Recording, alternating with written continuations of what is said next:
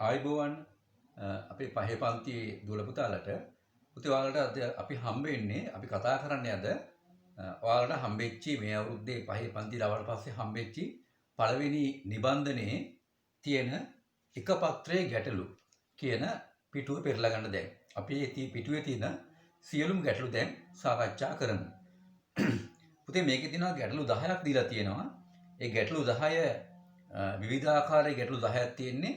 මේ ගැටලු 10 දැන් අපි එකින් එක මේ බෝඩ් එකේ ඔයාලත් එක්ක කතා කර කර සාකච්ඡා කර කර විසඳනවා. ඔයාලා පුතේ මේ හැම ගැටලුවක්ම විසඳන ආකාරය හොඳට බලාගෙන ඉන්න. මේකේ වැදගත් වෙන්නේ පිළිතුරු ලබා ගැනීම ඉතා වැදගත්. ඒ වගේම ඊට වැඩිය වැදගත් වෙනවා මේ පිළිතුරු ලබා ගන්නකොට ඒ ලබා ගන්නේ මොන උපක්‍රමයක් යොදලාද හදාගන්නේ කොහොමද කියලා. ඒ නිසා ඒ ගාන හදන ක්‍රමය ඉතාම සැලකිල්ලෙන් බලාගෙන ඉන්න ඕනේ. හරි. අපි එහෙමනම් මේකේ පළවෙනි ප්‍රශ්නේ මුලින්ම කියවමු. පළවෙනි ප්‍රශ්නේ තියෙන්නේ අඳුරු මල්ලක නිල් බෝල 3ක්ද රතු බෝල 3ක්ද කහ බෝල 3ක්ද ඇත.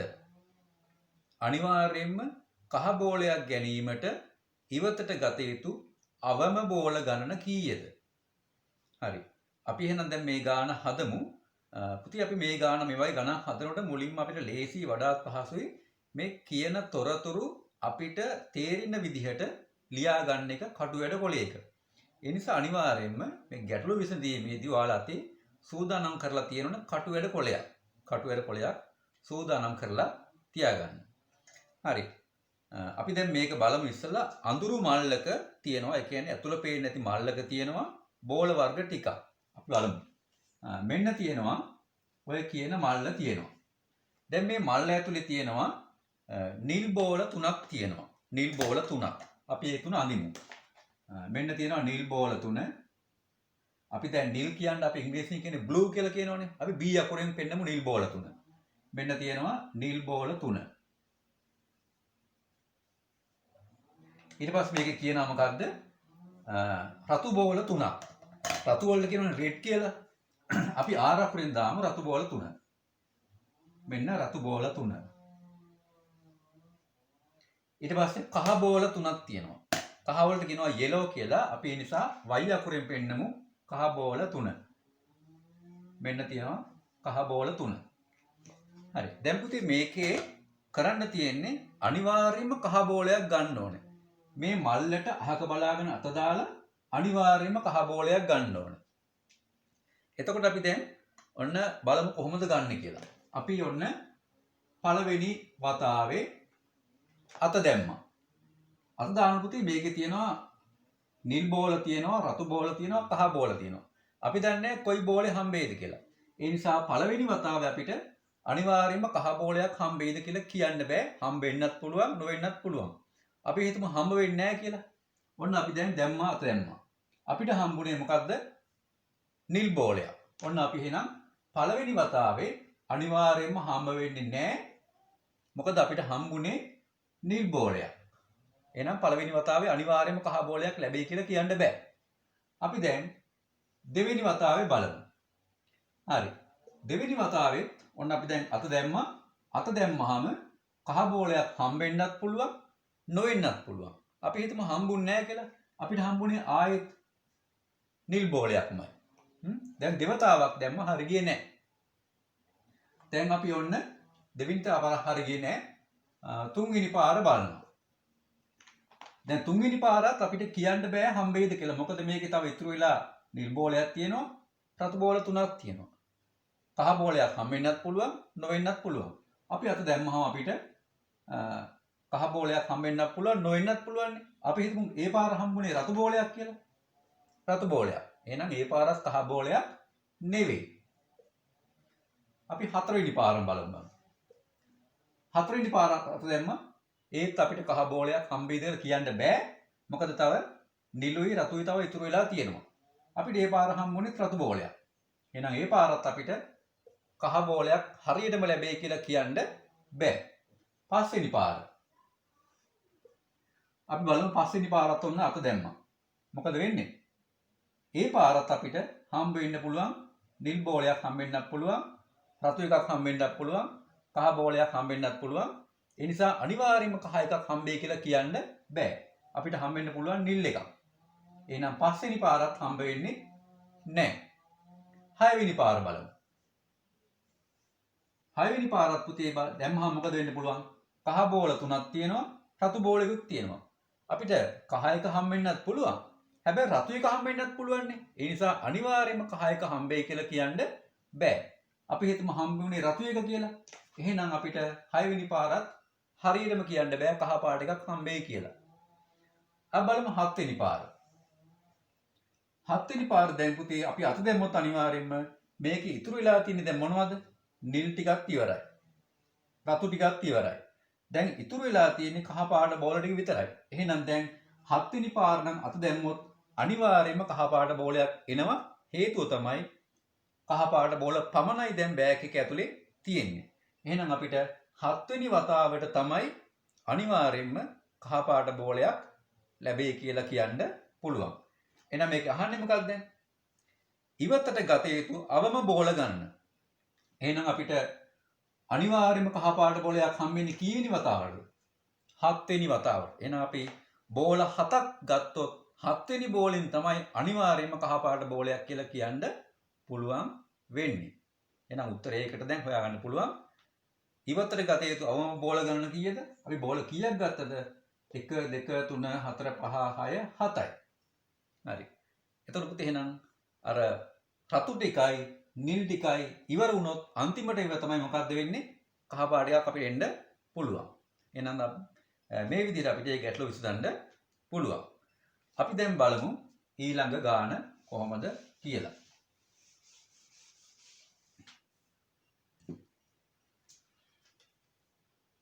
හරි. ඊළඟ ගාන පුතේ අපිට තියෙනවා මගේ නංගීට සහෝදරියන් දෙදෙනෙක්ද සහෝදරයෝ තිදෙනෙක්ද සිටිති. මට සිටින සහෝදර සහෝදරියන් ගණන කීයද?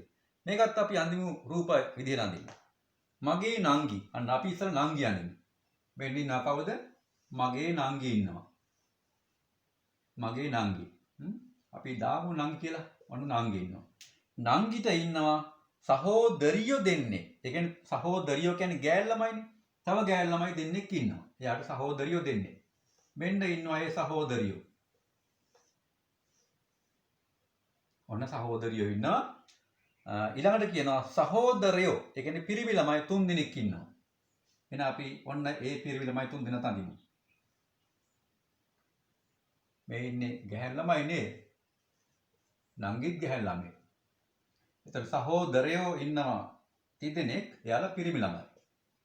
මෙන්න ඉන්නවා ඒ ළමයි ටික.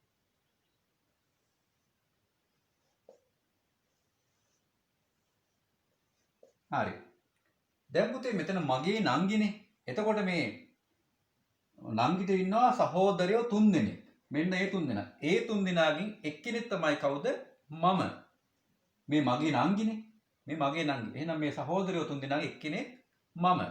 මෙයා වෙන්නත් පුළුවන්, මෙයා වෙන්නත් පුළුවන්, මෙයා වෙන්නත් පුළුවන්. කවුරු හරි කමන්නේ එක්කෙනෙක් තමයි මෙතනින් මම වෙන්නේ. දැන් මොකද්ද අපෙන් අහන ප්‍රශ්නේ? මට සිටින සහෝදර සහෝදරියන් ගණන කීයද? අපි හිතමු දැන් මේ ඉන්නේ මම කියලා. මෙයා තමයි මම වෙන්නේ. එතකොට දැන් මට සහෝදර සහෝදරියෝ කී දෙනෙක් ඉන්නවද? මේ ඉන්නේ මම, මට ඉන්නවා සහෝදර සහෝදරියෝ කියවම ගෑල් ළමයි පිරිමි ළමයි ඔක්කොම. 1යි 2යි 3යි 4යි 5යි. එහෙනම් මට කී දෙනෙක් ඉන්නවද? 5 දෙනෙක් ඉන්නවා. හරි. අපි දැන් බලමු ඊළඟ ගැටලුව මොකක්ද කියලා. ඊළඟ ගැටලුව තියෙන්නේ ඔරලෝසු දෙකක වේලාව නාදවන්නේ විනාඩි 15කට වරක් හා විනාඩි 30කට වරකි.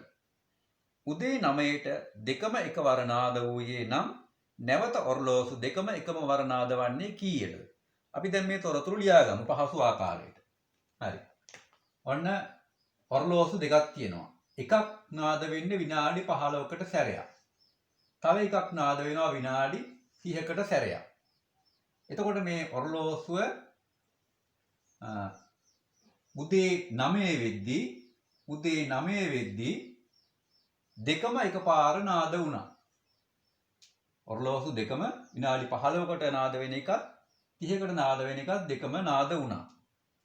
එහෙනම් අපි දැන් බලමු ඊළඟට ඔරලෝසු නාද වෙන්නේ 9යි 15 වෙද්දී. මේක නාද වෙන්නේ විනාඩි 15කට සැරයක්නේ. එහෙනම් 9යි 15ට මේක වදිනවා. මේක නාද වෙන්නේ විනාඩි 30කට සැරයක්නේ. ඒක වදින්නේ නැහැ. ඊළඟට බලනවා 9යි 30ට. හරි. 9යි 15 ඉඳලා 9යි 30ට මිනිත්තු 15ක් ගත වෙනවනේ. මේක වදින්නේ 15න් 15නේ. එහෙනම් මේක වදිනවා. මේක වදින්නේ මුලින් වැදුනේ 9ටනේ. ඊට පස්සේ මිනිත්තු 30කට පස්සේනේ. ඒ කියන්නේ 9යි 30ට මේක වදිනවා. එහෙනම් මෙන්න මේ ඊට පස්සේ ඔරලෝසු දෙකම එකවර නාද වෙන්නේ 9යි 30ට. ඔරලෝසු දෙකම එකවර නාද වෙන්නේ 9යි 30ට. මේක අනුපතේ මෙහෙම හදන්නත් පුළුවන්. ඒක තමයි ක්‍රමය මොකද්ද? මෙන්න මේ 9 කියන්නේ 15යි 30යි දෙකම බෙදන්න පුළුවන් ගානක්නේ. එතකොට 15නුයි 30නුයි දෙකෙන්ම බෙදෙන ඊළඟ සංඛ්‍යාව කීයද? 30. එහෙනම් ඊළඟට ඔරලෝසුව වදින්නේ 9යි 30ට. අන්න එහෙමත් පුළුවන්. 15යි 30යි ඒ දෙකෙන්ම බෙදෙන සංඛ්‍යාව ඊළඟට එන්නේ කීයද? 30. එහෙනම් 9යි 30ට තමයි දෙවෙනි වතාවට මේක වදින්නේ. ඒ විදිහට අපිට හදන්නත් පුළුවන්. මේකට වැඩිය ලේසි ඒ ක්‍රමය. හැබැයි ඔයාලා මේ ක්‍රමය රූපමය ආකාරයට දැනගෙන තමයි ඒ ක්‍රමයට සූදානම් වෙන්න ඕන. හරි. අපි දැන් ඊළඟ ගාන බලමු. ඊළඟ ගාන තියෙන්නේ බල්බ වැලක රතු, නිල්, කහ බල්බ පිළිවෙලින් එල්ලා ඇත. එහි ඇති 32 වන බල්බය මොන පාටද? අපි මේ જાතිය ගැටලු කලින් හැදුවා. ඒ නිසා අපි මේ සරල ක්‍රමයට, ඒ කියන්නේ පහසු ක්‍රමයට අපි හදමු. අපි එදා අමාරු කියන්නේ පුතේ රූපමය ආකාරයට හැදුවනේ. හරි. දැන් මේකේ තියෙනවා බල්බ් වැලක රතු, නිල්, කහ. මොනවද තියෙන්නේ? රතු, නිල්, කහ. පළවෙනි එක රතු පාට, ඊළඟ නිල් පාට, කහ පාට. අපෙන් අහනවා 32 වෙනි බල්බය. 32 වෙනි බල්බය. අපි එදා ඉගෙන ගත්ත ක්‍රමය මොකද්ද? මේකේ තියෙනවා පුතේ දැන් බල්බ් වර්ග 3ක් තියෙනවා. එහෙනම් මේ 32 වෙනි බල්බය අහන්නේ අපි මේ 32 බෙදනවා බල්බ් වර්ග ගාන කීයද? 3යි. 3ෙන් බෙදනවා. පැහැදිලිද? 3ෙන් බෙදලා එකක් ඉතුරුනොත් පළවෙනි බල්බ් එක, දෙකක් ඉතුරුනොත් දෙවෙනි බල්බ් එක, ඉතුරු නැත්තම් තුන්වෙනි බල්බ් එක. අපි බලමු දැන් මේක එහෙනම් බෙදනකොට කීයක් ඉතුරු වෙයිද කියලා. 3ට 3 ඒවා 1යි, 3 වරක් 1 3යි, 3ෙන් 3ක් බිඳුවයි. මේ දෙක ගත්ත 15ට, දෙකට 3 ඒවා නෑ. 3 වරක් බිඳුවයි, දෙකෙන් බිඳුවක්. ඉතුරු වෙන්නේ කීයද? 2යි. අපිට පුතේ මේක කෙලින්ම බෙදන්නත් පුළුවන්.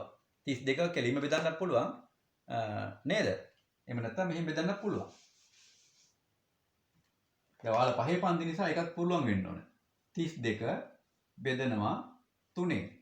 32ට 3ේව කීයක් යනවද? 10යි. 3 වරක් 10 30යි, ඉතුරු 2යි. ඔය ක්‍රමයට බෙදන්නත් පුළුවන්. කොහොම හරි මේකේ ඉතුරු වෙන්නේ 2යි.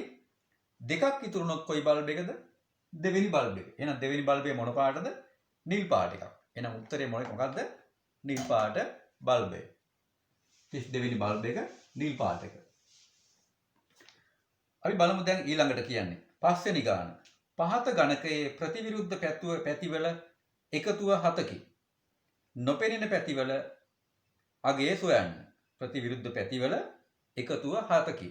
නොපෙනෙන පැතිවල අගය සොයන්න. අපි දැන් මේක අඳිමු බලන්න.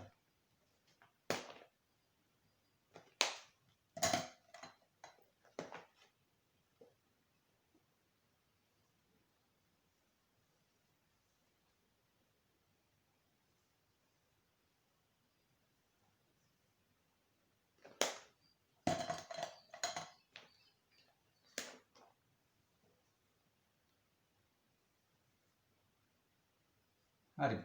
දැන් මේකේ විස්තරයක් දීලා තියෙනවා මේ ගණකයේ ප්‍රතිවිරුද්ධ පැතිවල එකතුව 7යි කියලා. ප්‍රතිවිරුද්ධ පැතිවල එකතුව 7. අපිට ඔන්න ඕක තමයි උත්තරේ හොයාගන්න එක පහසු තැන.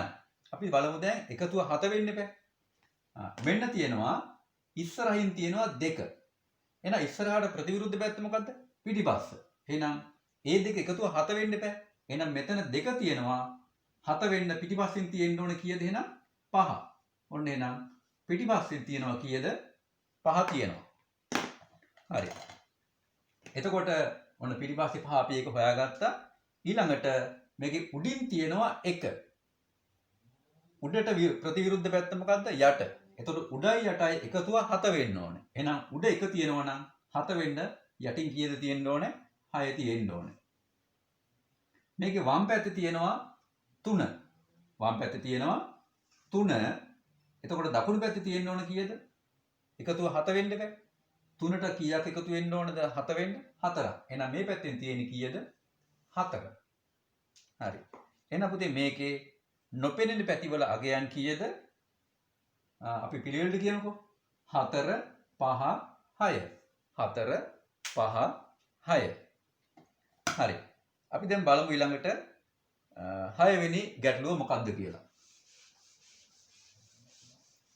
6 වෙනි ගැටලුවේ තියෙන්නේ නිල් කාර් එකට වඩා වේගයෙන් රතු කාර් එක ගමන් කරයි. කහ කාර් එකට වඩා වේගයෙන් නිල් කාර් එක ගමන් කරයි. වේගය අඩුම කාර්යය කුමක්ද? අපි දැන් මේක පුතේ ලියා ගන්න ඕනේ වේගයේ වැඩිම කාර් එක උඩටත් අඩුම කාර් එක පහළටත් එන ආකාරයට. එතකොට අපිට වැඩේ ලේසි. අපි දැන් ලියා ගමු. නිල් කාර් එකට වඩා වේගයෙන් රතු කාර් එක යනවා. ඒ කියන්නේ නිල් එකට වඩා වේගයෙන් රතු එක යනවා. නිල් එකට වඩා වේගයෙන් රතු එක. එහෙනම් රතු එක තමයි වේගය යන්නේ. අපි රතු උඩට දාමු. නිල් යටට දාමු. හරි. රතු කාර් එක ගමන් කරයි. ඊළඟ වාක්‍යය කියනවා කහ කාර් එකට වඩා වේගයෙන් නිල් එක යනවා. කහ එකට වඩා වේගයෙන් නිල් එක යනවා. එහෙනම් නිල් එක අපි දැන් ලියන්න තියෙන්නේ. කහ එකට වැඩි වේගයෙන් නිල් එක යනවනේ. එහෙනම් නිල් එකට වැඩිය අඩුවෙන් තමයි කහ එක යන්නේ. එහෙනම් කහ එක එන්නේ කොහාටද? යටටම එනවා. හරි. දැන් අපි එහෙනම් ඔය පෙළ ගස්සලා තියෙන්නේ වේගයේ වැඩි පිළිවෙලට. වැඩි මේක ඊළඟට වැඩි අඩු මේක. මොකද්ද අපෙන් අහන්නේ? වේගයේ අඩුම කාර්යය මොකද්ද? කහ පාට කාර් එක. වේගයේ අඩුම කාර් එක කහ පාට කාර් එක. අපි ඊළඟ ගැටලුව විසඳමු දැන්.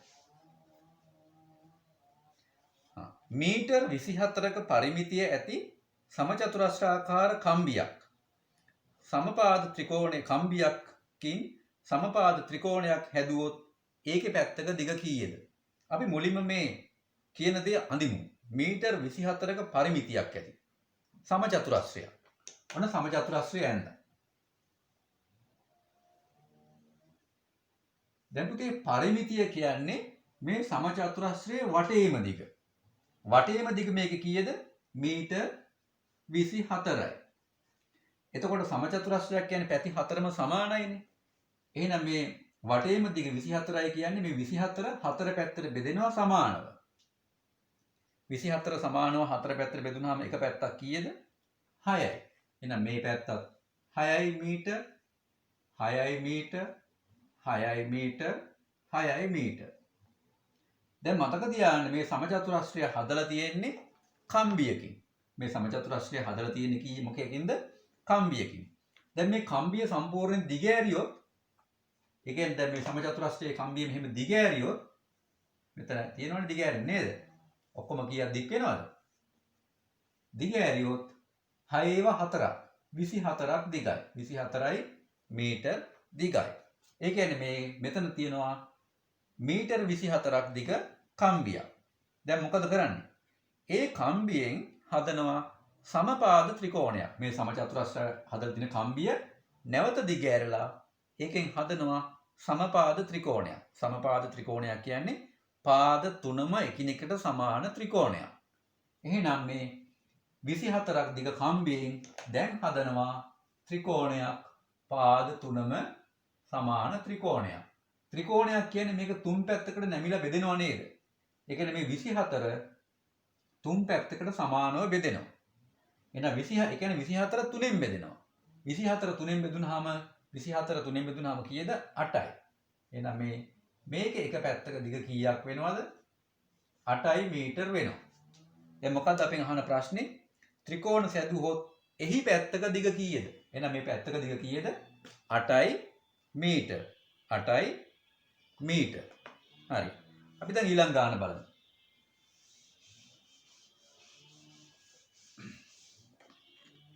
ඊළඟ ගාන තියෙන්නේ පෙරේදා 3 වෙනිදාය.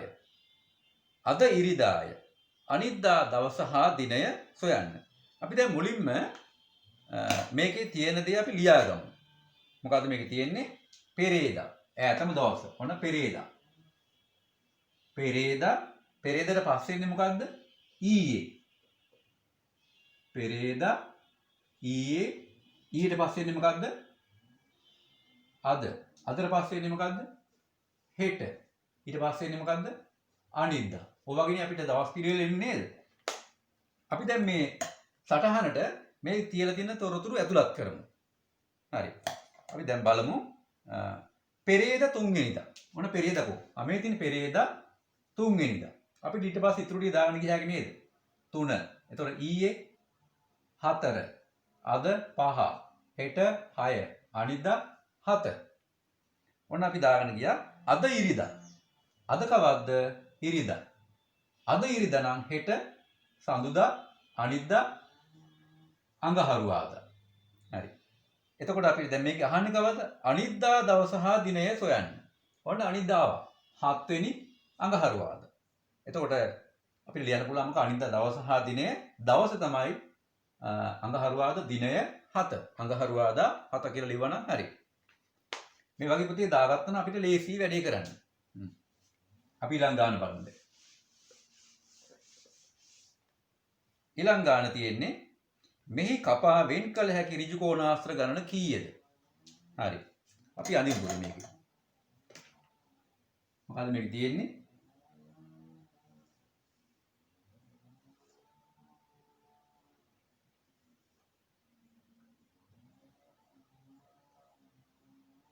මේ වගේ රූපයක් තියෙන නේද? මේකේ කපා වෙන් කළ හැකි ඍජු කෝණාස්ත්‍ර ගණන කීයක් තියෙනවද මේකේ? මේකේ තියෙනවා පුතේ හරි මේක බලමු. ඔක්කොම ඍජු කෝණාස්ත්‍රනේ කැපුවාම අපිට මේ දෙකක් එකතු කරලා ගන්න බෑ. අර කලින් කිව්වා වගේ. ඒ නිසා මේක කැපුවාම ගන්න පුළුවන් මේ එකක් විතරයි. 1යි 2යි 3යි 4යි 5යි 6ක් පුළුවන්. 6ක් ගන්න පුළුවන්. ඊළඟ බලමු අපි දැන්. මා ළඟ ඇති මුදල මෙන් සිව් ගුණයක මුදල් අම්මා ළඟ ඇත. අප දෙදෙනා ළඟම රුපියල් 300ක් තිබුණොත් අම්මා ළඟ ඇති මුදල කීයද? අපි දැන් ඒ ගාන හදමු. කවුද ඉන්නේ මේකේ දැන්? අම්මයි මමයි ඉන්නවා. මෙන්න ඉන්නවා මම. මෙන්න ඉන්නවා අම්මා. මය ගාව තියනවා වගේ 4 ගුණයක් තියෙන අම්මා ගාව. අපි හිතමුකෝ මය ගාව තියෙන මුදල් එකක් කියලා. ඒ වගේ 4 ගුණයක්. ඒ කියන්නේ 4ක් තියෙනවා අම්මා ගාව. මේ ගානේ තියෙන විදිහට අප දෙන්න ගාම තියෙන කීයද? 300යි.